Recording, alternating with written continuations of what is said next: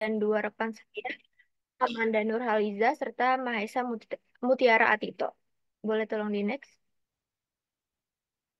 Oke, untuk pokok pembahasan yang akan dibahas pada hari ini yaitu ada peran media sosial sebagai sarana komunikasi dan kolaborasi, strategi pemanfaatan media sosial dalam pengajaran, dan etika serta privasi dalam penggunaan media sosial di lingkungan pendidikan.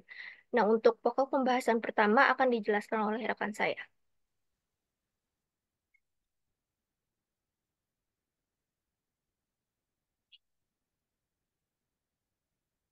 Boleh tolong di next.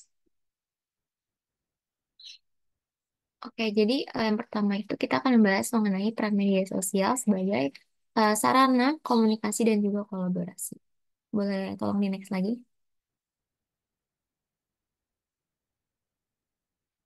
Nah, jadi media sosial ini tuh telah berkembang menjadi suatu alat yang kuat untuk berinteraksi dan juga bekerja sama yang telah mengubah cara orang untuk berinteraksi dengan pengetahuan dan juga informasi. Jadi melalui media sosial ini tuh komunikasi dapat dicapai secara mudah dan juga cepat serta penyampaian informasi yang menjadi lebih mudah dan uh, efisien gitu. Boleh tolong di next lagi? Oke, jadi di sini ada 4 peran media sosial sebagai sarana komunikasi dan juga kolaborasi. Yang pertama itu ada kolaborasi yang lebih intensif. Jadi di sini media sosial sebagai alat kolaboratif dapat mendorong serta didik ataupun siswa-siswi untuk berinteraksi, berbicara dan juga bekerja sama dalam proses pembelajaran itu. Jadi siswa-siswi ini tuh dapat bertukar ide, berbagi sumber daya dan juga memberikan umpan balik secara real time dengan platform digital yang ada. Jadi dalam hal ini tuh dapat memungkinkan eh, partisipasi siswa dalam pembelajaran yang lebih mendalam dan juga dinamis gitu. Kemudian yang kedua itu ada partisipasi aktif. Jadi media sosial itu bisa menjadi salah satu platform juga yang lebih inklusif bagi siswa yang mungkin merasa ragu ataupun malu gitu berbicara di kelas. Jadi peserta didik ataupun siswa ini memiliki kesempatan untuk menyampaikan suatu pendapat ataupun gagasan mereka dengan lebih leluasa gitu. Jadi itu dapat menciptakan ruang yang aman bagi siswa yang mungkin ngerasa kurang percaya diri untuk terlibat dalam suatu diskusi gitu. Jadi hal ini tuh dapat mendorong siswa untuk lebih aktif lagi dalam suatu proses pembelajaran. Nah, kemudian yang ketiga itu ada meningkatkan kreativitas. Jadi eh, dalam media sosial itu juga memungkinkan siswa atau siswi dalam melakukan proyek pembelajaran yang kolaboratif dengan berbagai jenis media kayak misalnya teks, gambar, video, dan juga audio. Nah, ini tuh juga dapat mendorong mereka untuk lebih kreatif lagi dalam menyampaikan ide-ide yang ada gitu. Selain itu, platform ini tuh juga dapat memungkinkan siswa untuk mempelajari berbagai alat digital dan juga teknologi yang membantu mereka untuk membuat mungkin suatu konten yang interaktif dan juga inovatif gitu. Nah, selain itu, kolaborasi dalam lingkungan online itu juga memungkinkan peserta didik untuk saling bekerja satu sama lain dan membuat pekerjaan yang sama. Tuh. Jadi, apa ya, lebih ada kerjasamanya gitu. Kemudian yang keempat itu ada pembelajaran mandiri. Jadi, media sosial ini menawarkan suatu akses ke materi pembelajaran mandiri seperti artikel, video, dan juga tutorial. Jadi, memungkinkan siswa ataupun peserta didik untuk memahami topik pembelajaran di luar jadwal kelas dan berinteraksi dengan eh, ahli atau pakar dalam bidang tertentu. Jadi memungkinkan mereka untuk bergabung dalam mungkin suatu komunitas belajar online gitu, yang mana tuh dapat berbagi ide ataupun bertukar pikiran gitu dengan mungkin rekan komunitas yang ada gitu. Jadi ini juga dapat meningkatkan mereka pengalaman belajar dan juga mendorong untuk belajar mandiri gitu sesuai dengan minat dan kebutuhan mereka gitu. Boleh tolong di next?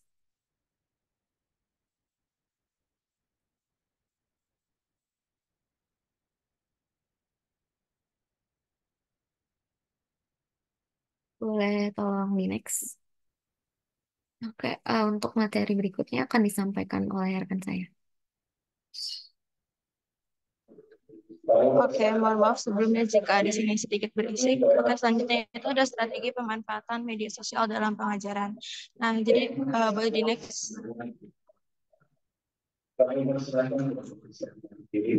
Oke, jadi sebelum masuk ke pokoknya itu, jadi di era digital itu media sosial telah menjadi bagian yang tidak terpisahkan dalam kehidupan sehari-hari ya, seperti kita lah ya, termasuk pelajar dan pendidik juga. Nah, kita juga sebagai pendidik harus memanfaatkan media sosial tersebut untuk meningkatkan keefektifan di ruang kelas dan menciptakan pengalaman belajar yang lebih menarik dan interaktif. Nah, di sini ada 6 strategi pemanfaatan media sosial dalam pengajaran. Yang pertama itu menciptakan komunikasi belajar online. Nah, dalam menciptakan komunikasi belajar online itu terdapat 3 cara, yang itu membuat grup atau halaman kelas di platform seperti WhatsApp, Facebook, atau LinkedIn.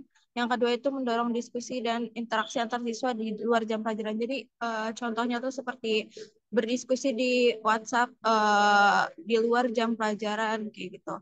Nah, yang ketiga itu berbagi materi tambahan dan sumber daya pembelajaran. Jadi, contohnya seperti materi presentasi atau apapun itu bisa di-share ke grup WhatsApp tersebut. Nah, dalam strategi ini memperpanjang waktu pembelajaran di luar kelas untuk meningkatkan interaksi antara siswa dan membantu siswa juga yang kurang percaya diri, misalkan dalam berbicara di kelas atau bertanya secara siswa tersebut bisa melalui WhatsApp atau media platform seperti Facebook atau lainnya itu bisa berkomunikasi langsung lah dengan si pendidik seperti itu. Yang kedua itu ada menggunakan Twitter untuk micro learning.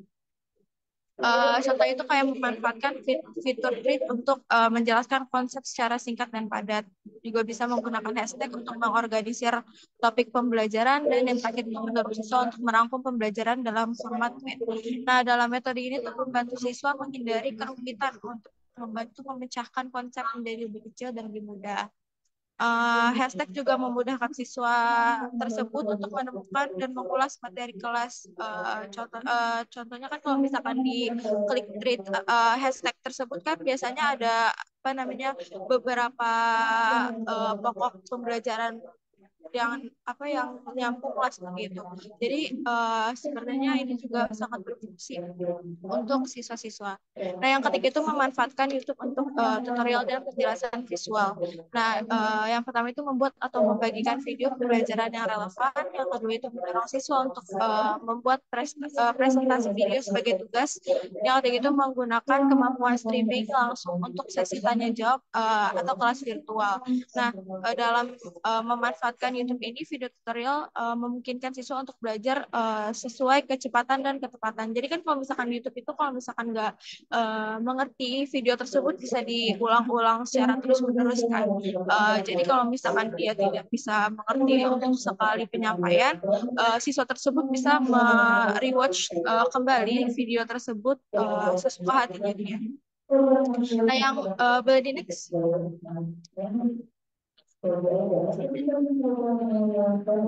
Oke, selanjutnya itu yang keempat, mengintegrasikan Instagram untuk pembelajaran visual.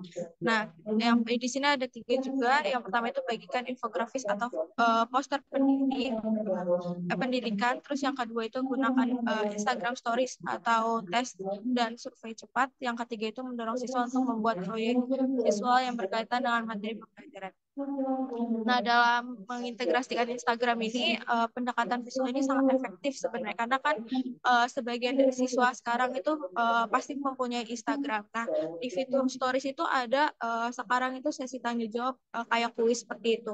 Jadi itu bisa digunakan untuk di sela-sela apa namanya sesi pembelajaran, bisa digunakan oleh tenaga pendidik untuk mengulang kembali atau ya untuk mengulang kembali lah pertanyaan-pertanyaan yang materi yang sudah disampaikan. Nah, untuk feeds-nya mungkin bisa membuat infografis atau poster dari pembelajaran hari ini kayak gitu. Yang kelima itu memanfaatkan Pinterest untuk kurasi sumber belajar. Nah, yang pertama itu membuat board untuk berbagai topik pembelajaran. Yang kedua itu mengundang siswa untuk berpartisipasi dalam mengumpulkan sumber daya visual. Yang ketiga itu menggunakan Pinterest sebagai platform untuk proyek penelitian visual. Nah, Jadi Pinterest ini kan sebenarnya cara terbaik buat mengumpulkan ide-ide dari pemberian kayak misalkan eh, apa namanya, kalau misalkan kita cari mind map atau apapun itu pasti referensinya kita dari Pinterest kan, karena kan apa, Pinterest tuh menyediakan cara untuk yang terorganisir dan visual untuk kontribusi siswanya kayak gitu. Jadi bisa juga jadi proyek galeri virtual yang dikembangkan untuk keterampilan siswa tersebut. Yang keenam itu yang terakhir itu ada menggunakan TikTok untuk konten edukatif singkat. Dengan cara membuat video pendek yang menjelaskan konsep-konsep kunci. Yang kedua itu mendorong siswa untuk berpartisipasi dalam tantangan edukatif. Yang ketiga itu memanfaatkan tren dan musik populer untuk membuat konten pembelajaran.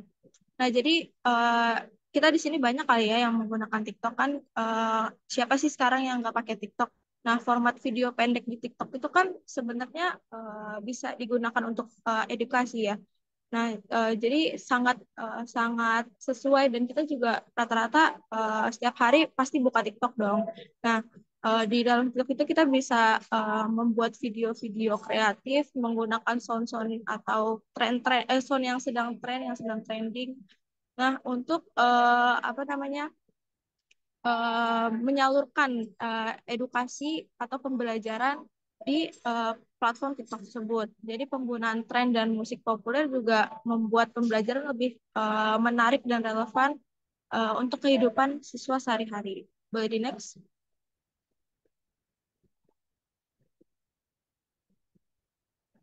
Oke, untuk sesi selanjutnya akan dijelaskan oleh rekan saya. Oke, kita akan masuk ke dalam etika dan privasi dalam penggunaan media sosial di lingkungan pendidikan. Boleh tolong di next?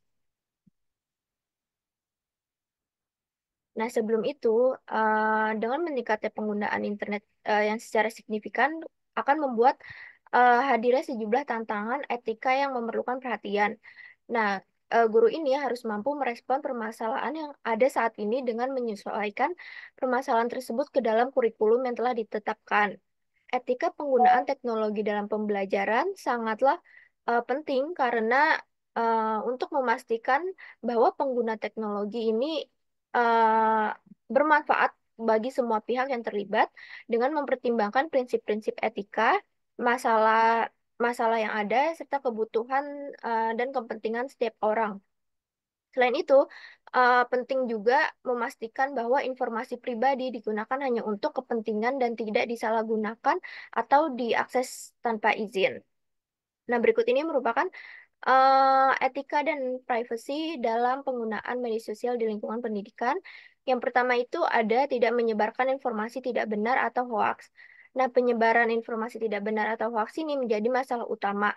Apalagi kan kita tahu sendiri teknologi itu penyebaran informasinya sangat cepat ya. Jadi kita sebagai pengguna itu harus pinter-pinter pinter-pinter memilih informasi yang beredar. Nah, dalam lingkungan pendidikan, penyebaran informasi tidak benar ini akan memberikan dampak yang fatal dan menyebabkan reputasi rusak serta akan membuat kebingungan masyarakat di lingkungan pendidikan. Nah, sebagai pengguna, agar terhindar dari informasi hoax ini, alangkah baiknya memastikan terlebih dahulu atau memeriksa informasi ini dulu isinya tuh apa dan sumbernya tuh dari mana. Dan sebagai tenaga pendidik ini, tentunya harus mengajarkan peserta didiknya cara mengenali informasi yang asli atau palsu, dan peserta didiknya itu juga harus bisa berpikir kritis eh, atas informasi yang mereka terima. Selanjutnya yaitu menjaga kualitas dan kelayakan konten. Nah, dalam memberikan materi pelajaran kepada peserta didik, guru ini perlu memastikan dan menjaga kualitas dan kelayakan konten pada pelajaran yang akan diupload ke sosial media. Selain itu, konten ini isinya juga harus relevan dan selaras dengan standar pendidikan yang berlaku. Kualitas dan relevansi konten ini menjadi aspek yang penting dari penggunaan teknologi pembelajaran secara etis dan sangat penting untuk membuat pengalaman belajar menjadi lebih efektif. Dan balik lagi ke poin pertama, Hindari menyebarkan informasi yang palsu dan pastikan sumber belajarnya itu berasal dari sumber yang terpercaya. Nah, dengan mengedepankan kualitas konten dan relevansi dalam penggunaan teknologi pembelajaran, maka efektivitas pembelajaran ini dapat meningkat. Yang ketiga yaitu bisa etikanya itu menjaga profesionalisme. Jadi, guru dan tenaga kependidikan ini harus menjaga profesionalismenya dalam berkomunikasi di media sosial, baik dengan peserta didik maupun dengan orang tua ataupun dengan rekan kerjanya di lingkungan sekolah. Hal ini mencakup dengan penggunaan bahasa yang sopan dan tidak membagikan konten di luar pelajaran atau konten yang tidak pantas, serta tidak tergabung dalam diskusi yang dapat merusak nama baiknya sendiri. Untuk poin keempat yaitu ada menghormati privasi. Nah, di lingkungan pendidikan, menjaga privasi individu, baik itu peserta didik, guru, ataupun staf sekolah yang lain, itu adalah hal yang penting. Misalnya, membagikan foto atau video yang melibatkan siswa di media sosial ini eh, sangat salah jika tanpa ada persetujuan dari mereka dan dapat dianggap sebagai pelanggaran etika.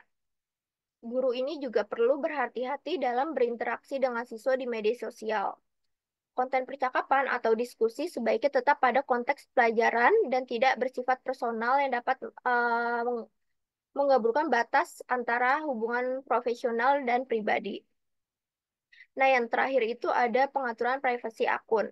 Untuk media sosial sendiri kan kita tahu ya bisa diakses untuk semua orang. Tapi jika ingin hanya guru dan peserta didik aja, bisa dengan mengatur privasi akun. Dan privasi akun ini sangat penting eh, untuk menjaga privasi pribadi di akun media sosial masing-masing. Guru dan siswa harus memastikan bahwa pengaturan privasi akun ini sudah sesuai untuk membatasi siapa saja yang dapat melihat konten yang akan mereka bagikan. Misalnya itu mengatur hanya teman sekelas yang bisa melihat postingan atau eh, guru tuh hanya mengizinkan muridnya aja untuk melihat konten yang akan dibagikan dan tidak mengizinkan orang asing untuk menghubungi secara langsung. Boleh tolong di next. Nah, sekian presentasi dari kelompok kami. Selanjutnya akan dibuka sesi diskusi. Buat teman-teman yang ingin bertanya, silakan raise hand dan sebutkan pertanyaannya.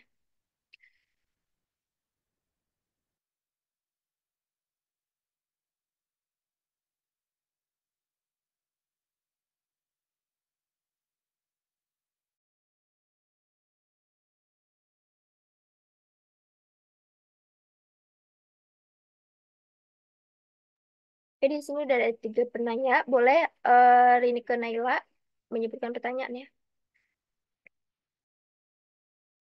Terima kasih Cecil atas kesempatannya. Saya mau nanya, menurut pendapat kelompok kalian, apakah media sosial dapat meningkatkan partisipasi aktif peserta didik yang cenderung lebih pendiam di kelas? Dan juga gimana sih platform ini dapat menciptakan ruang yang lebih inklusif bagi semua peserta didik? Itu aja. Terima kasih. Oke, terima kasih. Boleh selanjutnya Zaki. Oke, perkenalkan nama saya Muhammad Zaki Aris. Tadi kan banyak banget yang dijelasin ya, banyak informasi yang ada di media sosial. Nah, dengan begitu banyak informasi yang ada di media sosial, gimana sih cara membimbing siswa biar mereka bisa memilah informasi yang valid dan relevan buat pembelajaran? Oke, terima kasih. Selanjutnya boleh Andes. Baik, sebelumnya terima kasih kepada teman-teman kelompok 4 yang sudah memaparkan materinya. Saya Andi Sandara, izin bertanya. Kan tadi teman-teman kelompok udah jelasin cara kita sebagai tenaga pendidik untuk memanfaatkan media sosial. Nah, dalam proses tersebut bisa saja siswa tersebut bahkan tidak fokus dalam menjalankan pembelajaran melalui media sosialnya. Nah, bagaimana sih cara mengatasi permasalahan tersebut? Terima kasih. Oke, terima kasih. Buat teman-teman yang lain masih ada yang ingin bertanya?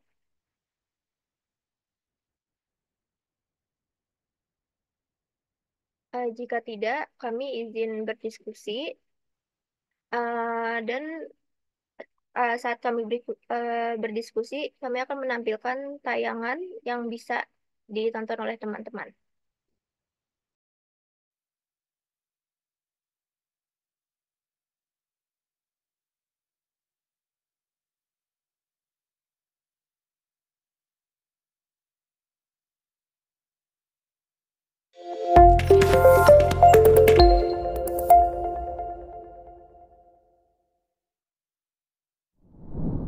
Assalamualaikum warahmatullahi wabarakatuh. Selamat pagi, siang, sore atau malam Bapak Ibu Guru seluruh Indonesia. Bagaimana kabarnya? Semoga kita semua dalam keadaan yang baik-baik saja. Nah, di video kali ini kita akan membahas peranan media sosial untuk pendidikan. Media sosial telah menjadi bagian dari kehidupan manusia saat ini dan tidak dapat dipisahkan. Kini peran media sosial tidak hanya sebagai sarana komunikasi, pertukaran informasi dan hiburan, tetapi juga sebagai bentuk pembelajaran. Dengan media sosial, siswa berkomunikasi dengan mudah tanpa harus bertatap muka atau bertatap muka. Media sosial bagi siswa tidak hanya menjadi tempat mendapatkan informasi menarik, tetapi juga menjadi kebutuhan penting dalam dunia pendidikan. Peranan media sosial untuk pendidikan. Peranan media sosial sebagai sarana pembelajaran mendukung teori klasik yang disebut teori pembelajaran sosial. Teori tersebut menyatakan bahwa proses pembelajaran sosial berfokus pada bagaimana seorang individu belajar dengan menjadikan orang lain sebagai objek studinya. Lalu apa saja peranan media sosial untuk pendidikan? 1. Memudahkan proses pembelajaran. Media sosial dapat digunakan sebagai media pembelajaran yang cukup efektif mengingat karakteristik siswa masa kini yang sangat akrab dengan media sosial. Media pembelajaran dengan Instagram, media pembelajaran dengan YouTube, atau media pembelajaran dengan TikTok terbukti cukup populer saat ini. 2. Membantu siswa untuk aktif, kreatif, serta mandiri. Dengan menggunakan media sosial, siswa akan lebih aktif dalam bereksplorasi dan berinovasi sehingga dapat mengasah kreativitasnya. 3. Memperluas jaringan pertemanan. Salah satu manfaat media sosial bagi mahasiswa adalah memperluas jaringan pertemanan tanpa harus bertemu langsung. Tidak hanya sekedar bersosialisasi, mahasiswa dapat saling berbagi informasi melalui berbagai komunitas online yang tentunya akan berdampak positif. 4. Sebagai media bersosialisasi. Dengan media sosial, siswa dapat berteman tidak hanya dengan teman dari sekolah lain, tetapi juga dengan teman yang tinggal ribuan kilometer jauhnya. 5. Meningkatkan kepedulian siswa. Siswa dapat lebih meningkatkan kepedulian dan empati terhadap teman yang terkoneksi secara online dengan saling membantu melalui media sosial yang mereka miliki. 6. Meningkatkan motivasi. Ketika siswa bergabung dengan komunitas pertemanan yang besar dan positif, otomatis motivasi belajar mereka akan meningkat. 7. Sebagai media komunikasi. Dengan bantuan internet dan media sosial, siswa dapat terhubung dengan teman sekelas, guru, dan siapapun yang berhubungan dengan siswa di sekolah. 8. Sebagai media belajar online. Sebagai pelajar, kalian dapat mengambil pelajaran dari situs e-learning dan mendiskusikan keraguan para siswa menggunakan berbagai saluran media sosial seperti YouTube, Udemy, Facebook, Instagram, dan lainnya. 9. Sebagai media kolaborasi. Maksudnya di sini adalah mereka dapat membentuk kelompok kegiatan belajar dan berkolaborasi satu sama lain untuk membentuk manajemen pertemanan yang lebih baik lagi. 10. Sebagai media kreativitas. Memungkinkan siswa untuk mengekspresikan diri dalam berbagai cara. Seperti memposting foto, blog, artikel, video, audio, dan lainnya.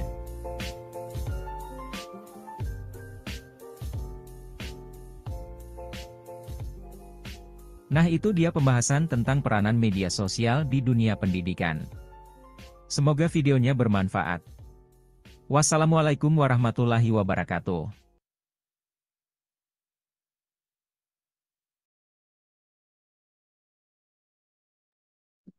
Baik, izin menjawab. Cara membuat fokus atau meminimalisir ketidakfokusan pada siswa saat melakukan pembelajaran melalui media sosial. Jadi untuk mengatasi masalah siswa yang kurang fokus itu mungkin peserta didik bisa menggunakan platform yang affordable, maksudnya kayak Ini Amanda emang gak ada suaranya ya? Nggak ada nggak ada suaranya. suaranya. Nah, sekarang udah jelas. Coba Udah jelas suaranya? ulang lagi dulu, ulang lagi. Oke.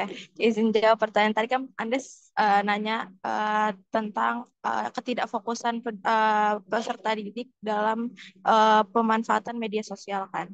Nah, caranya tuh kita tuh bisa pertama menggunakan media sosial yang mungkin bisa eh, apa namanya dilibatkan ke siswa yang sering digunakan seperti kayak Instagram. Kan Instagram tuh biasanya yang tadi gue sampaikan itu ada fitur di stories ya. Nah, itu bisa digunakan tuh agar peserta didik juga fokus atau mungkin menambahkan fitur-fitur lainnya yang menarik di mata peserta didiknya.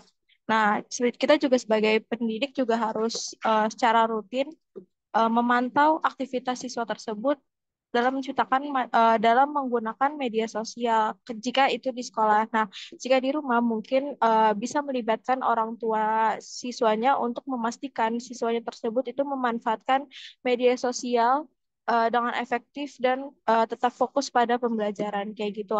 Apakah sudah terjawab, Andes? Baik, sudah terjawab, Amanda. Makasih. Oke, terima kasih. Oke, selanjutnya saya akan menjawab pertanyaan dari Neila. Jadi Neila nanya, menurut pendapat kalian, apakah media sosial dapat meningkatkan partisipasi aktif peserta didik yang cenderung lebih pendiam di kelas, dan bagaimana platform ini dapat menciptakan ruang yang lebih inklusif bagi semua peserta didik? Nah, jadi menurut kelompok kami, seperti yang telah disinggung tadi dalam presentasi, media sosial ini tentunya dapat meningkatkan partisipasi aktif peserta didik yang cenderung pendiam di kelas. Karena platform ini memberikan ruang yang lebih fleksibel bagi peserta didik untuk menyampaikan pendapat mereka. Nah, mungkin bagi peserta didik yang lebih pendiam atau kurang percaya diri untuk ngomong di depan umum tuh mereka merasa lebih nyaman untuk mengungkapkan gagasan atau pendapat mereka melalui tulisan di media sosial. Nah, selain itu, eh, peserta didik yang cenderung lebih pendiam ini bisa mempunyai waktu yang eh, cukup untuk memikirkan jawaban sebelum mereka berkontribusi langsung untuk menyampaikan pendapat. Nah, sehingga mengurangi tekanan untuk merespons secara cepat seperti di ruang kelas. Nah, selain itu, media sosial ini juga menciptakan ruang belajar yang lebih inklusif dengan menyediakan berbagai format komunikasi seperti teks, gambar, video, atau audio yang memungkinkan peserta didik ini bisa belajar dengan berbagai gaya belajar untuk berpartisipasi sesuai kenyamanan mereka. Nah, seperti yang telah disinggung juga dalam presentasi kelompok kami tadi, bahwa terdapat banyak media sosial yang bisa dipakai untuk pembelajaran seperti WhatsApp, Twitter, terus juga video di YouTube.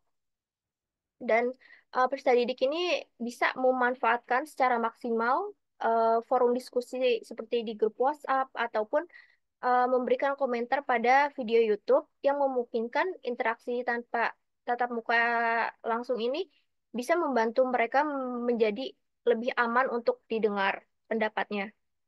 Nah, hal ini memungkinkan siswa yang kurang percaya diri di ruang kelas untuk lebih terlibat secara aktif dalam diskusi dan kolaborasi. Nah, sebagai hasilnya, pembelajaran akan menjadi lebih demokratis dan melibatkan lebih banyak perspektif dari semua siswa, termasuk siswa yang kurang percaya diri. Begitu. Apakah sudah terjawab, Naila? Iya, udah terima kasih Cecil untuk jawabannya.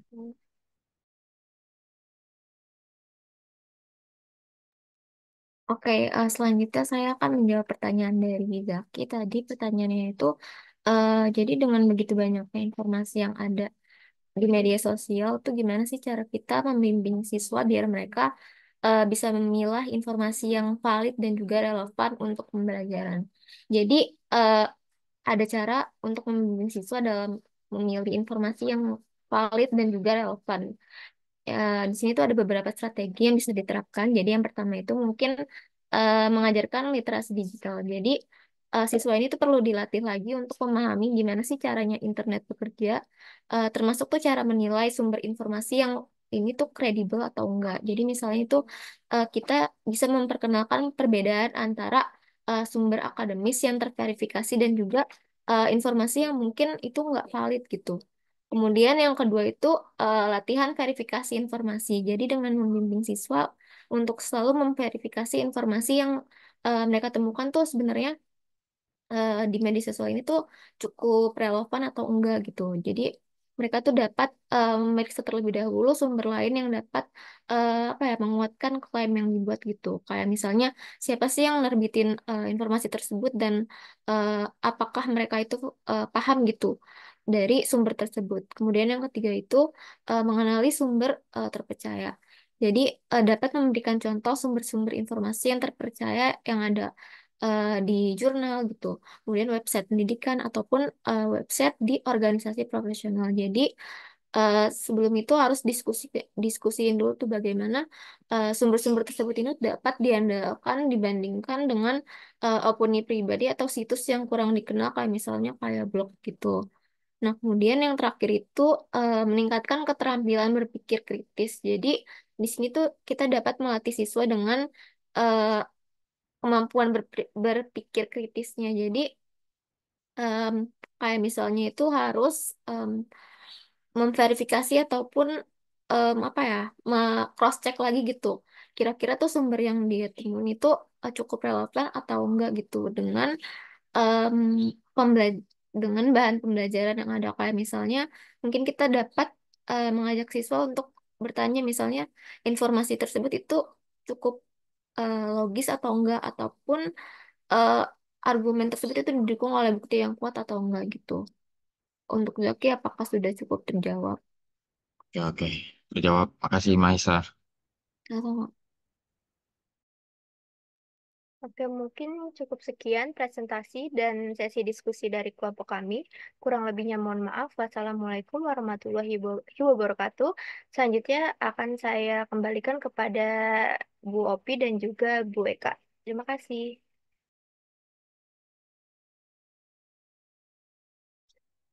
Baik, terima kasih ya untuk kelompok 4 sudah mempresentasikan materi ya terkait hari ini mengenai pemanfaatan media sosial sebagai di dalam pembelajaran. Sebelumnya suara saya terdengar jelas, teman-teman? Jelas, Jelas. Bu. Oke, jelas ya. Tadi sudah diskusi juga. Ini izin Bu Opi ya, saya menambahkan sedikit gitu sebagai penguatan juga. Tadi sudah ada diskusi, ada beberapa pertanyaan menarik ya untuk pertanyaannya. Bagaimana sih cara membuat peserta didik untuk tetap fokus di dalam proses pembelajaran dengan semakin banyaknya apa, informasi-informasi yang mungkin terkadang ketika guru menggunakan media sosial dalam proses pembelajaran kan otomatis terkadang siswa lebih fokus ke situ gitu ya. Ya, seperti kayak sekarang mungkin saya maupun Bu Opi sedang dalam proses pembelajaran, tapi kan kita nggak tahu ya karena online, mungkin di apa mahasiswa kita di balik apa namanya, mungkin di bawah tangannya sambil scroll scroll TikTok ataupun buka Shopee kita juga nggak tahu. Nah, hal-hal seperti itu yang mungkin menjadi upaya kita nantinya kan kalian juga akan apa mengalami ya akan praktek keterampilan mengajar gitu akan PKM gitu. Nah, ada beberapa upaya yang perlu teman-teman lakukan ketika ingin memberikan fokus ke siswa ketika kalian menerapkan proses pembelajaran dengan media sosial ini. Nah, sebelumnya masuk ke situ, teman-teman jadi ini karena kaitannya berhubungan dengan literasi digital ya. Kebetulan kemarin waktu laser baru aja saya membahas hal ini juga gitu ya. Terkait literasi digital ini, teman-teman, sebenarnya ada 4 pilar pokok gitu ya dari digital itu sendiri. Yang pertama itu ada namanya eh, ada namanya cakap digital ataupun cakap bermedia sosial. Jadi mungkin kalau di era sekarang ini teman-teman, saya share screen sebentar ya. Jadi lihat. Sudah terlihat?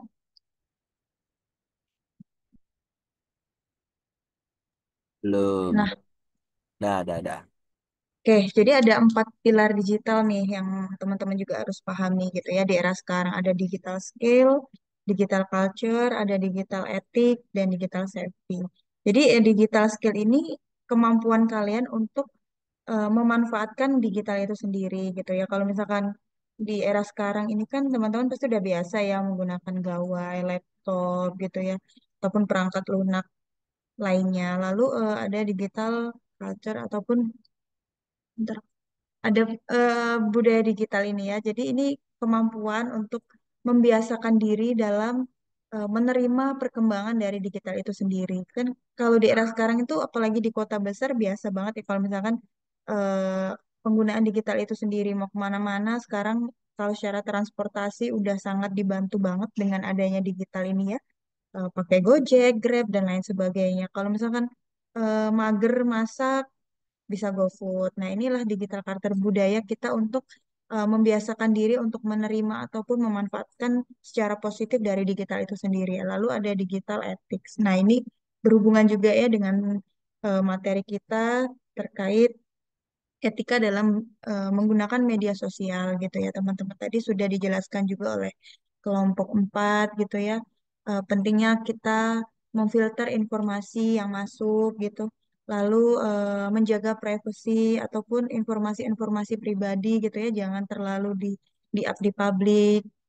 Lalu yang keempat ada digital safety. Nah, ini kemampuan untuk menerapkan dan juga menganalisis serta meningkatkan kesadaran akan perlindungan data pribadi gitu ya teman-teman. Kemarin seperti dicontohkan mulai membiasakan untuk jangan mengakses internet banking ya contohnya menggunakan wifi ataupun di tempat publik gitu karena itu sangat beresiko.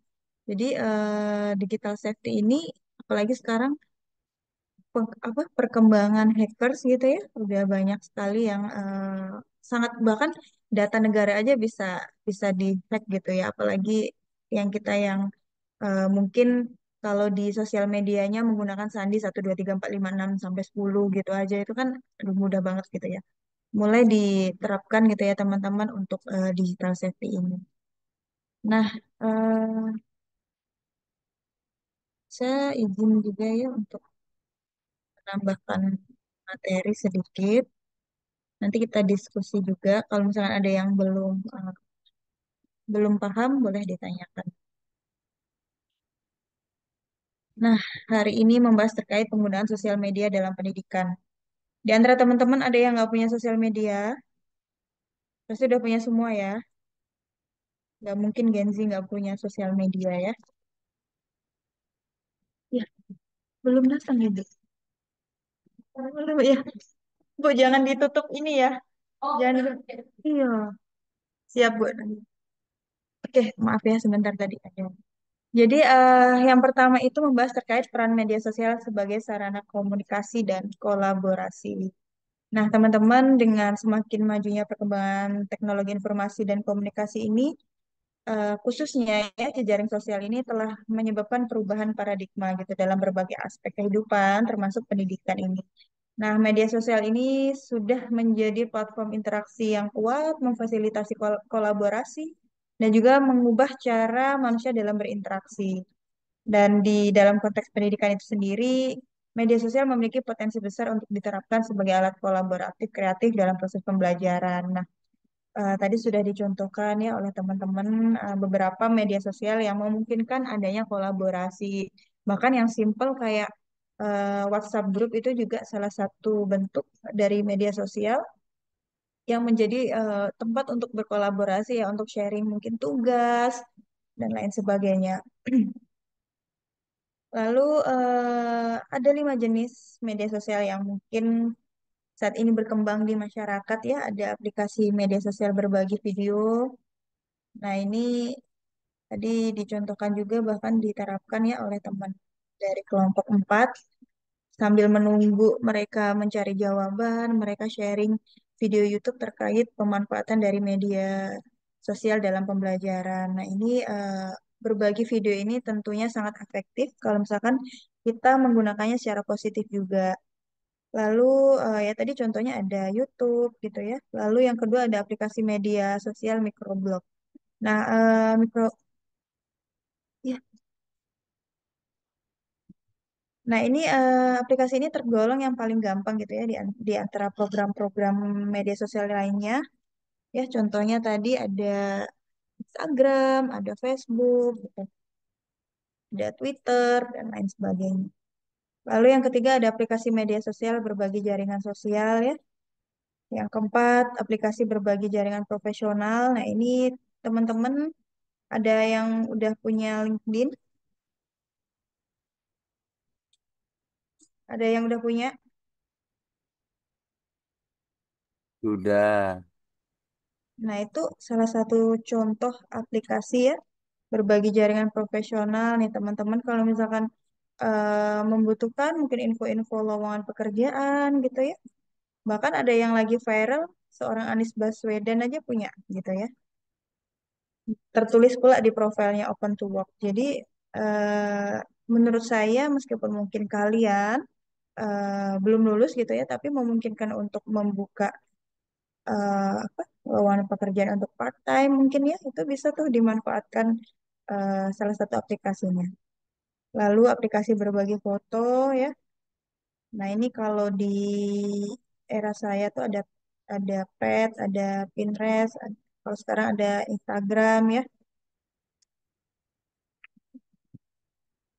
Nah, teman-teman, peran media sosial sebagai sarana komunikasi dan kolaborasi ini ada beberapa peran utamanya. Tadi sudah disebutkan juga oleh kelompok 4 sebagai sarana komunikasi yang efektif dan cepat, lalu sebagai platform kolaborasi dalam pekerjaan dan proyek gitu ya. Seperti yang saya gunakan ini sekarang, saya menggunakan platform aplikasi berupa Canva. Nah, Canva ini bisa juga dilakukan kolaborasi gitu ya. Kalau misalkan saya ingin dengan Bu Opi nih, Bu, saya contohkan Bu, besok materi kita terkait pemanfaatan media sosial. Saya izin Bu membuat PPT-nya, mungkin ada tambahan dari Bu Opi atau mungkin ada yang perlu dikoreksi. Saya bisa share link Canva ini ke Bu Opi kalau misalnya Bu Opi mau menambahkan materi atau apa gitu. Begitu juga teman-teman seperti membuat PPT tadi presentasi. Saya nggak tahu ya apakah hanya satu orang yang mengerjakan atau bagaimana gitu. Alangkah baiknya adanya kolaborasi gitu ya. Jadi bisa bisa aja tuh PPT-nya, link Canva-nya di-share ke grup kelompoknya untuk sama-sama mengisi berkolaborasi untuk menambahkan materi. Lalu yang ketiga, pengembangan komunitas dan jaringan sosial, akses ke informasi dan edukasi. Lalu yang kelima itu ada kampanye sosial dan kolaborasi antar lembaga.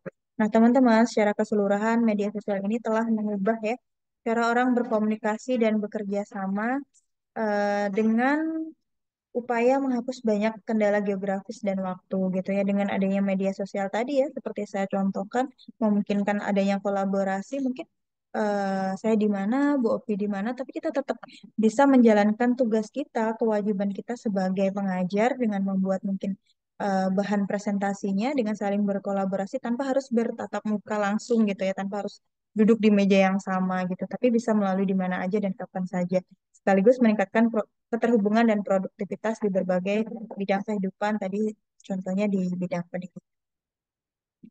Lalu yang kedua adalah strategi pemanfaatan media sosial dalam pembelajaran. Nah, eh, media sosial ini kembali balik lagi saya sebutkan bahwa memainkan peran besar gitu ya dalam pendidikan.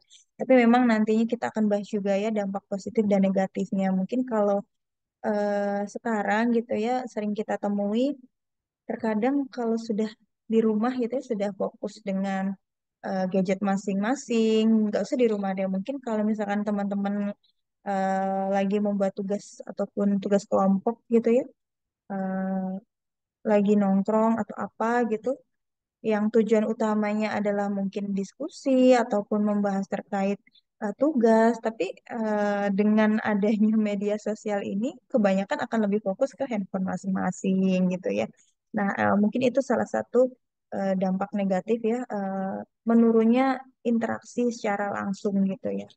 Lalu hal ini juga tentunya dibuktikan dengan semakin banyaknya metode yang dikembangkan dalam dunia pendidikan yang menghubungkan dengan media pembelajaran berupa media sosial ini. Lalu pemanfaatan media sosial untuk pembelajaran ini juga dampak positifnya bisa meningkatkan kualitas pembelajaran jika digunakan semaksimal mungkin. Tadi ada yang bertanya juga gimana sih caranya membuat siswa yang mungkin di kelas terlihat kurang aktif, jarang berbicara, tapi dengan memanfaatkan media sosial ini memungkinkan untuk terjadinya proses pembelajaran yang lebih menarik gitu ya, yang lebih inovatif, dan juga dengan memanfaatkan media media sosial ini sebagai media pembelajaran itu ya tadi terletak pada aspek interaksinya dan berbagi informasi yang lebih luas. Dan juga tidak menutup kemungkinan dengan memanfaatkannya secara optimal bisa meningkatkan kualitas dari pembelajaran itu sendiri.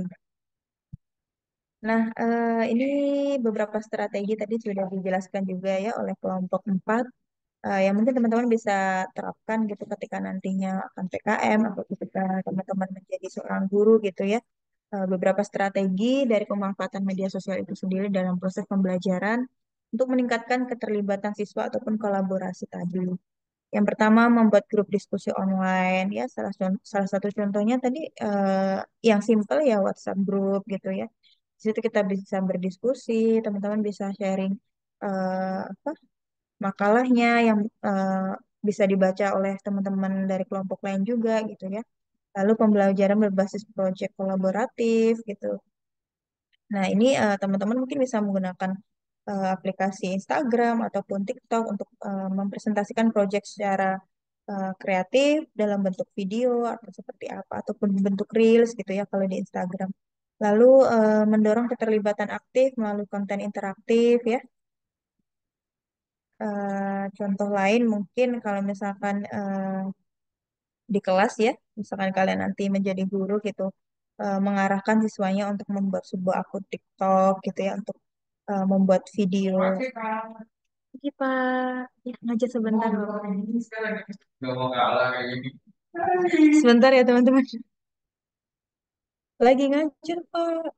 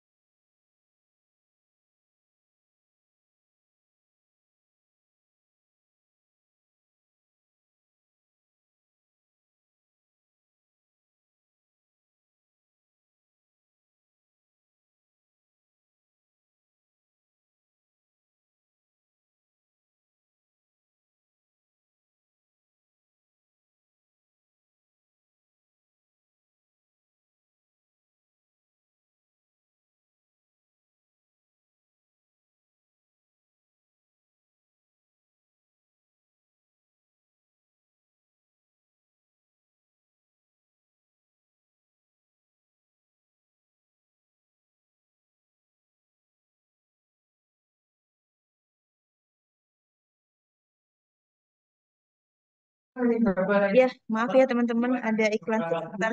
Ada proses sebentar mampir. Oke, lanjut ya.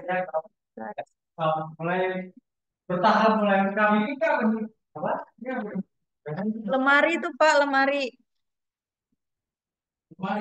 Ya.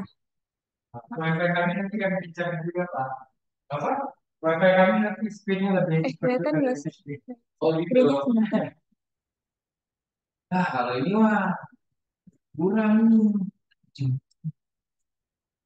Sudah terlihat, teman-teman? Masih loading, Bu. Sudah loading. Udah. Udah ya. Tadi sampai mana? Sampai lupa nih. Kamu ya. Oke, lalu ada evaluasi belajar secara kreatif melalui media sosial. Nah, teman-teman nih ada beberapa yang sudah menggunakan ya kemarin pakai aplikasi-aplikasi media sosial terkini, pakai Kahoot dan lain sebagainya. Lalu yang keenam ada strategi yang bisa digunakan adalah pengembangan literasi digital dan etika berinternet. Nah, ini tadi sempat saya singgung juga ya terkait literasi digital ini pentingnya pemahaman kita akan literasi digital itu sendiri dan juga etika berinternet. Nah, ini masih berhubungan ya, yaitu yang ketiga kita membahas terkait etika dan privasi dalam penggunaan media sosial di lingkungan pendidikan.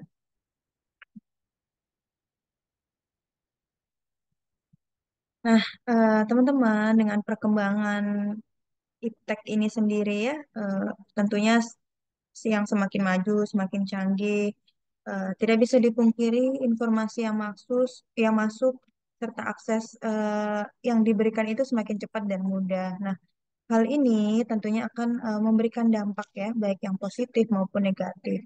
Jadi khususnya buat teman-teman dan saya juga pribadi gitu, kita harus bisa memfilter informasi yang masuk gitu ya. Jangan apapun informasi yang didapat gitu langsung main share aja tanpa dicari tahu dulu kebenarannya gitu ya. Biasa nih apa ibu-ibu zaman now gitu ya, ibu-ibu komplek misalkan bahkan nggak usah ibu-ibu ya, di grup keluarga saya aja mungkin bude-bude saya yang dapat info-info yang mungkin nggak tahu ya apakah kebenarannya itu sudah teruji atau seperti apa gitu, main share aja di grup keluarga dan lain sebagainya. Nah, itu biasa ya, dengan semakin canggihnya semakin mudahnya akses informasi yang masuk itu mudah juga buat kita untuk main share aja tanpa kita cari tahu dulu kebenarannya. Nah, tingginya penggunaan internet di media sosial ini telah menyebabkan resistensi terhadap nilai-nilai sosial yang berlaku di masyarakat. Benar banget ya teman-teman. Jadi memang etika dan moral dalam hal ini menganalisis dalam mendeskripsikan pelanggaran etika dalam media sosial, khususnya yang mungkin dilakukan oleh generasi muda. Sebenarnya tidak generasi muda aja gitu ya, bahkan generasi X para orang tua juga terkadang dengan apa ya, bukan saya menjudgment bahwa ibu-ibu itu ini apa ya gampang gitu ya dengan memainkan ataupun menggunakan jarinya untuk memberikan komentar-komentar yang negatif gitu ya, karena memang kurangnya literasi digital itu sendiri teman-teman. Jadi saya ya menggunakan media sosial ini tentunya udah lama banget gitu ya teman-teman. Tapi bahkan sampai detik ini saya tidak pernah sekalipun mengomentari berita-berita yang lagi viral. Setidak suka pun saya dengan berita tersebut, apalagi misalkan kita berbicara terkait kebijakan pemerintah atau seperti apa gitu ya. Saya sangat bukan sangat jarang ya, bahkan tidak pernah gitu ya untuk memberikan komentar-komentar yang negatif gitu ya teman-teman. Untuk apa gitu? Karena tidak ada untungnya juga gitu loh. Apalagi mungkin kebanyakan nih dari kita yang iseng gitu ya, mungkin bahkan yang sampai niat banget saking ngefansnya ke artis nih saya contohkan misalkan. Saking ngefansnya ke artis sampai buat akun fake lalu ada terjadi apa sebuah berita yang viral yang menyangkut artis kesukaan kalian, lalu kalian nggak suka makanya menyerang artis lawannya, itu kan sering banget terjadi ya, sering kita lihat juga gitu. Nah, menurut saya itu salah satu contoh dari kurangnya literasi digital tadi, bahwa di era sekarang ini dengan apa semakin globalnya gitu ya, semakin canggihnya pengetahuan informasi dan lain sebagainya itu, saya harap teman-teman juga tetap menggunakan etika dalam bermedia sosial itu gitu loh. Jangan dengan gampangnya mengetik, membuat ujaran kebencian, hate speech dan lain sebagainya gitu ya. Kalian berkomentar yang negatif, nah itu kan pertama tidak ada untungnya gitu ya buat teman-teman. Misalkan kalian mengomentari seorang artis ataupun public figure gitu, mereka tidak mengenal kalian, gitu ya. Untungnya juga buat apa? Yang ada kalau misalkan lagi sial gitu ketemu artis yang mungkin akan namanya melaporkan komentar-komentar ke kalian, nah itu kan akan berdampak juga ya, maksudnya akan merugikan kalian juga gitu loh. Makanya pintar-pintarlah dalam bermedia sosial, eh, gunakan media sosial dengan bijak gitu ya. Filter semua informasi yang masuk. Jangan semua asal di-share aja tanpa mencari tahu dulu kebenaran. Lalu,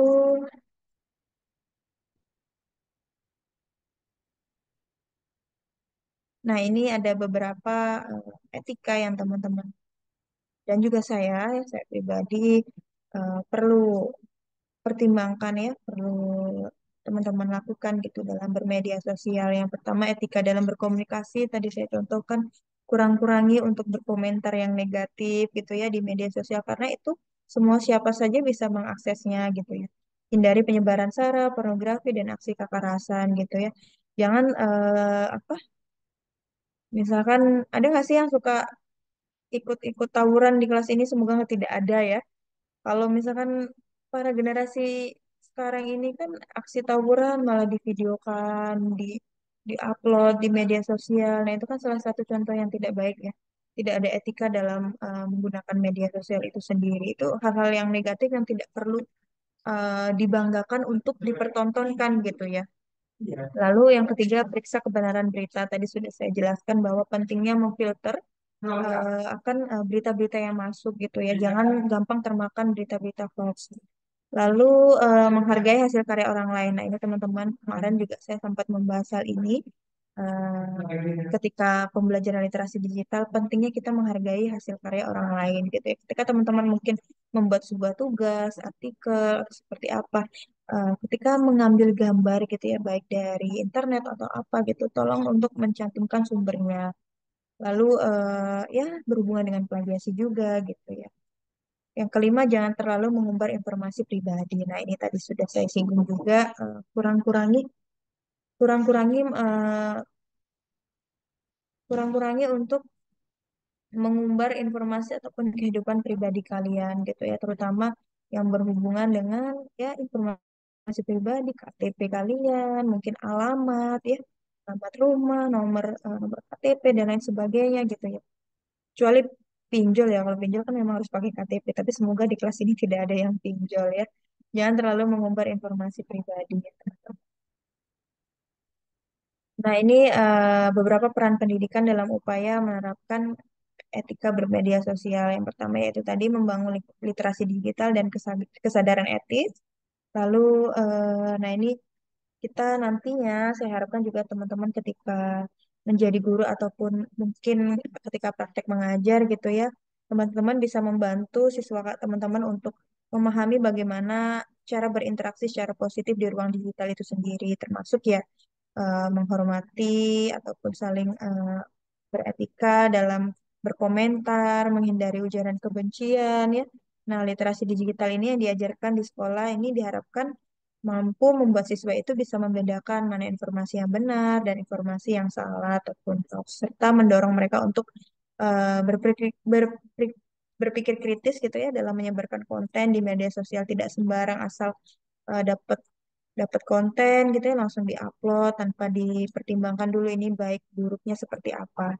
Lalu yang kedua, edukasi tentang privasi dan juga keamanan digital. Nah, ini guru ya, dalam hal ini di bidang pendidikan, guru itu berperan untuk mengajarkan begitu pentingnya melindungi data pribadi ya teman-teman. Dan juga menjaga keamanan digital. Seperti saya contohkan, kita tidak masalah lah membuat kata sandi yang alay gitu ya, mungkin ya, menambahkan simbol-simbol dan lain sebagainya. Itu menurut saya mungkin akan lebih safety gitu ya, lebih aman dibandingkan menggunakan kata sandi yang gampang gitu ya. Misalkan Vinci 123 itu kan mudah banget ya. Atau menggunakan tanggal lahir atau seperti apa. Nah, karena memang media sosial ini sensitif teman-teman. Juga pendidikan ini menekankan pentingnya pengaturan privasi ini di berbagai platform media sosial agar eh, siswa itu diharapkan bisa menghindari potensi adanya penyalahgunaan data ataupun pemaparan konten yang tidak aman. Lalu pencegahan cyberbullying dan penguatan empati digital.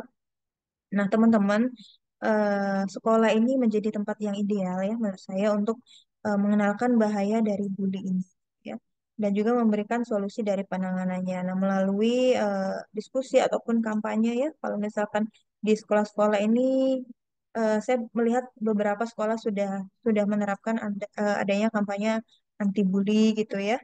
Dan juga siswa ini diajarkan pentingnya untuk saling menghormati dan juga mencegah adanya tindakan perundungan di dunia maya gitu ya teman-teman. Lalu kegiatan pembelajaran juga bisa mengajarkan adanya empati digital dengan bagaimana memahami dampak dari tindakan di dunia maya terhadap perasaan dan juga kehidupan orang lain ya. Makanya tadi eh, ketika kalian nanti mungkin menjadi guru gitu ya, sering diingatkan untuk siswanya karena kan mereka memang generasi digital banget ya, udah mungkin di tingkat SMK itu udah biasa banget bermain media sosial, bermain Instagram, Facebook dan lain sebagainya gitu. Eh, Jangan bosan untuk mengingatkan apa namanya, penggunaan media sosial secara beretika gitu ya. Tadi kurang-kurangi untuk berkomentar yang negatif gitu ya. Lalu yang keempat, kolaborasi dengan orang tua dan komunitas sekolah. Nah, ini salah satu upaya ya untuk menerapkan etika bermedia sosial. Yang kelima, tadi juga teman-teman dari kelompok 4 ya menjawab salah satu pertanyaan juga.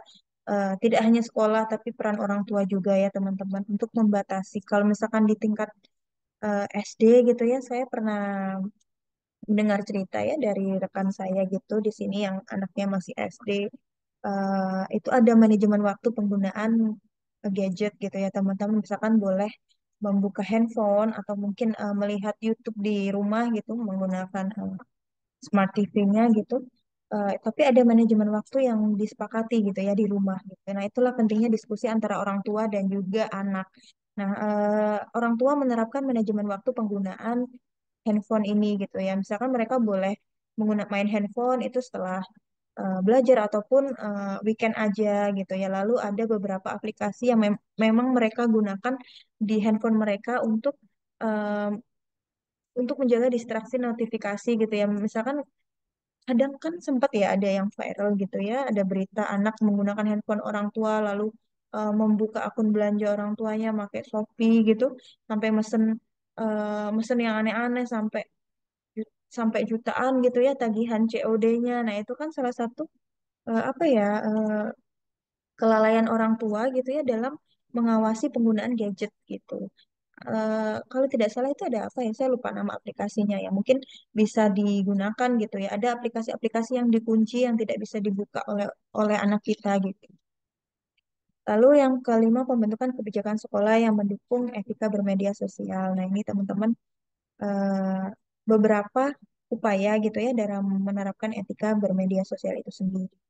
Pendidikan memang memegang peran penting gitu ya dalam membangun etika bermedia sosial yang sehat, terutama di kalangan generasi muda, karena nantinya ketika kalian mengajar gitu ya dalam bidang pendidikan akan bertemu ya generasi-generasi Gen Z, bahkan mungkin semakin bertambahnya lagi akan bertemu generasi Gen Alpha gitu ya, yang mereka sudah sangat terbiasa ya, sangat berdampingan dengan kehidupan digital gitu, apa-apa media sosial dan lain sebagainya dengan pembelajaran yang berkelanjutan dan juga apa namanya, pendidikan diharapkan dapat mempersiapkan para generasi muda ini bisa menjadi pengguna media sosial yang lebih bijak gitu ya dan juga bertanggung jawab serta etis dalam berinteraksi di dunia digital. Oke, eh, sampai sini ada yang ingin ditanyakan atau mungkin ada yang mau didiskusikan?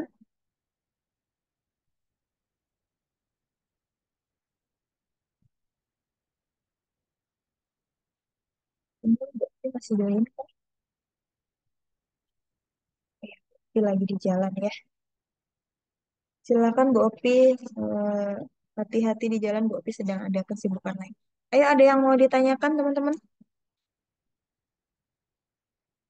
Kalau nggak ada yang tanya, saya yang tanya nih. Ada yang tanya nggak?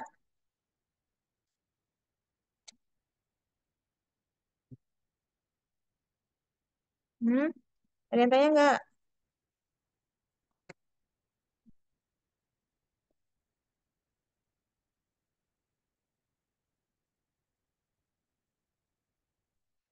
Ayo, ada yang tanya nggak? Kalau nggak ada, saya yang tanya nih. Yang tanya ya. Nanti yang bisa jawab dapat nilai poin dari saya. Nilai tambahan maksudnya. Ada poin tambahan. Oke, menurut teman-teman nih, dengan semakin berkembangnya digital gitu ya di era sekarang gitu. Apa upaya teman-teman ketika nantinya menjadi guru gitu dalam proses pembelajaran, bagaimana caranya agar siswa itu tetap fokus nih terhadap materi kalian ketika kalian menggunakan media sosial nih dalam proses pembelajaran bisa YouTube, bisa Instagram. Gimana caranya kalian agar membuat siswa kalian tetap fokus di pembelajaran itu? Atau mungkin media sosial berbentuk apa ya? Kalau game ada nggak sih? Ada ya harusnya. Misalkan mau menerapkan pembelajaran media berbentuk game gitu ya. Kebanyakan kan akan terlena nih siswa kalian karena fokus di situ. Takutnya materi yang disampaikan itu jadinya setengah-setengah karena mereka terlalu fokus dengan media sosial yang kalian gunakan gitu. Mungkin mungkin menurut mereka ih menarik banget nih. Misalkan Pak Vinci menggunakan media yang menarik gitu ya. Akhirnya mereka fokusnya di situ. Materinya nggak sampai gitu. Apakah yang menurut kalian harus kalian lakukan? Ada cara lain mungkin untuk menjaga tingkat fokus dari siswa kalian?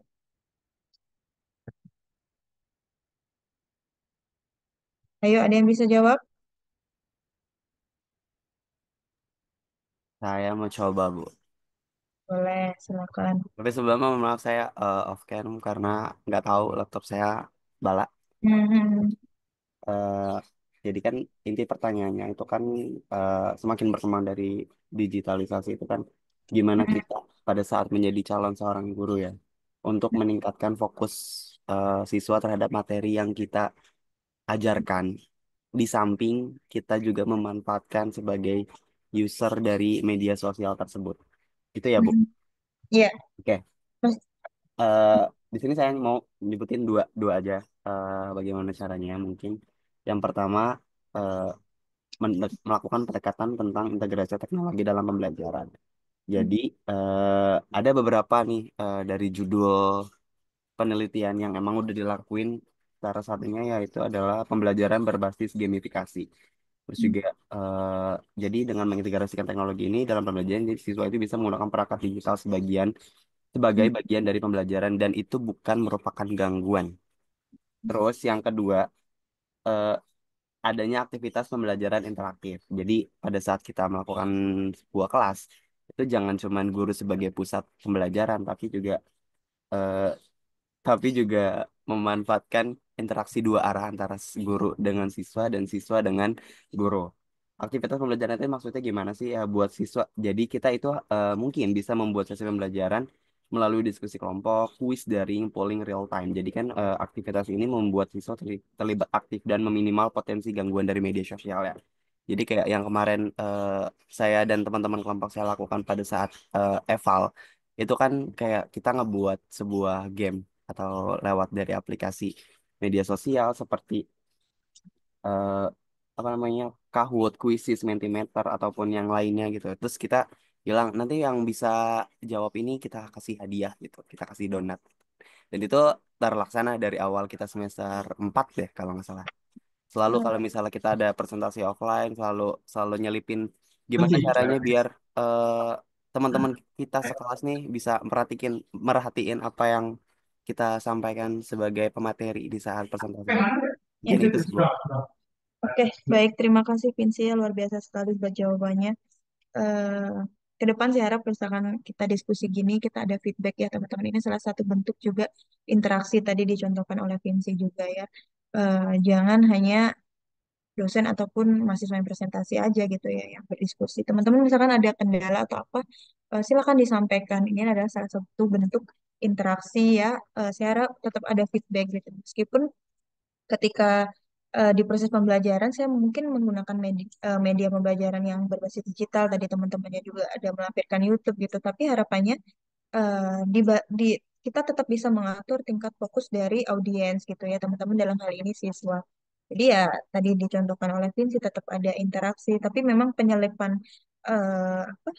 penyelipan untuk konten-kontennya media sosial misalkan ya di proses pembelajaran itu tapi tidak serta-merta menjadikan poin dari materi yang mau disampaikan ini jadi tergeser gitu teman-teman ya. Tadi kayak Vinci jelaskan waktu pembelajaran evaluasi ada kuis dulu gitu ya untuk menarik minat eh, audiens dulu ya sebelum memulai presentasinya gitu ya. Tapi ya tetap selain menampilkan kuis, mengadakan kuis, tapi tetap juga materinya disampaikan dengan baik gitu ya. Jadi win-win solution banget. Jadi tetap menambahkan pembelajaran berbasis digital, tapi juga materinya, poinnya tetap tersampaikan.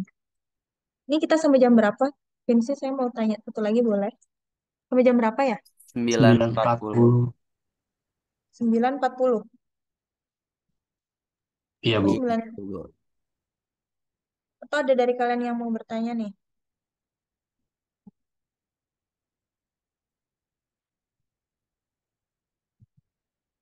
Eh saya kemarin udah ditanya belum sama Bu Opi terkait produk, rencana produk kalian?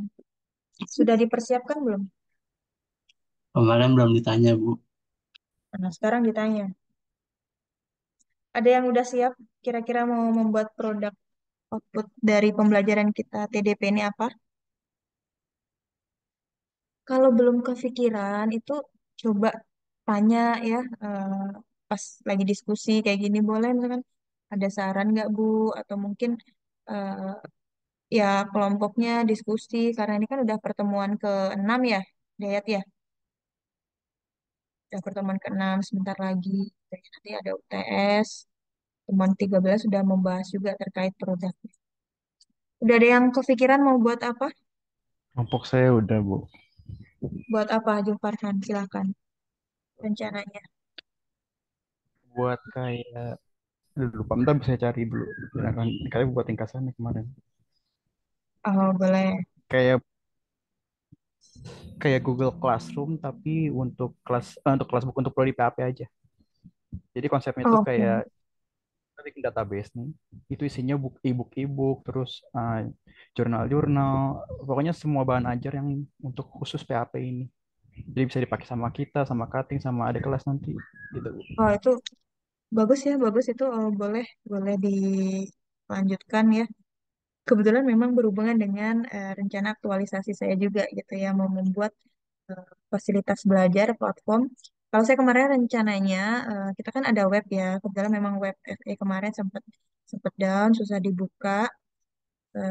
PAP juga kena imbasnya gitu. Sebenarnya kita ada perpustakaan digital.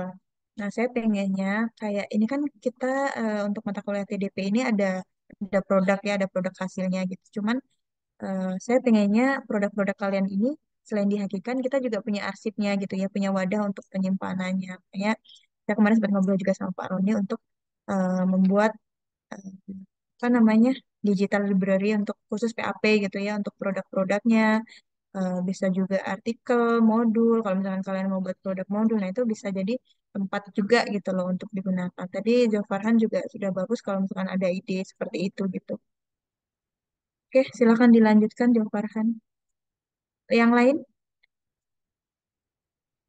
baru kamu kelompok berapa Jovarhan?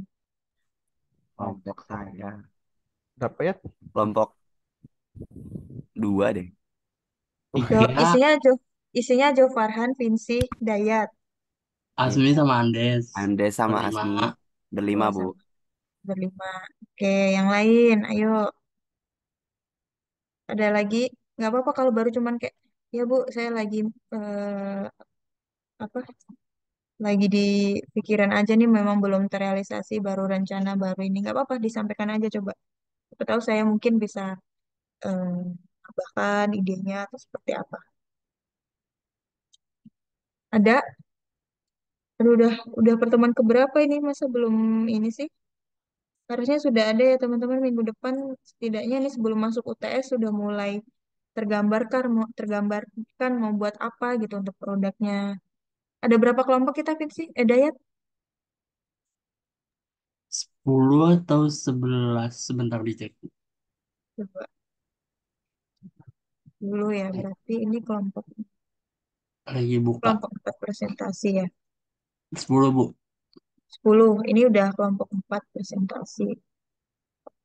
pertemuan 6, minggu depan 7, pertemuan ke-8 kita UTS.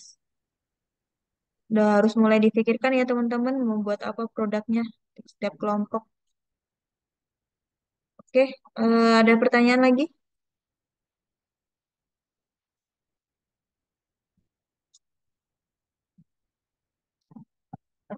Tidak ada. Saya harap minggu depan sudah mulai ada rencana ya. Rencana aja dulu nggak apa-apa. Nggak usah dulu rancangannya nggak apa-apa. Maksudnya rencana udah gambaran gitu loh. Bu, saya pengen buat ini. Mungkin nanti saya bisa membantu gitu ya, menambahkan, mungkin bisa menyarankan platform ataupun aplikasi yang cocok gitu ya. Atau misalkan mau buat, ada yang mau buat apa modul atau seperti apa, nggak apa-apa, nggak masalah. Ya, minggu depan harus sudah ada rencana setiap kelompok. Minggu depan saya tanya lagi. Harus sudah ada ya. Nggak apa-apa, rencana dulu nggak apa-apa. Oke, kalau tidak ada lagi yang mau didiskusikan, saya rasa cukup ya. Bu Opi lagi di perjalanan, sepertinya tidak bisa ini. Jadi tidak ada ya, cukup ya. Oke, kalau tidak ada, teman-teman terima kasih ya untuk atensinya hari ini. Semoga apa yang kita pelajari hari ini bisa bermanfaat ya buat kita semua. Sehat-sehat semuanya dan tetap semangat untuk mengikuti perkuliahan ya. Sampai bertemu lagi dengan saya hari Selasa ya berarti ya Vinci ya untuk mata kuliah evaluasi. Iya, Bu. Oke, terima kasih semuanya. Saya akhiri. Wassalamualaikum warahmatullahi wabarakatuh.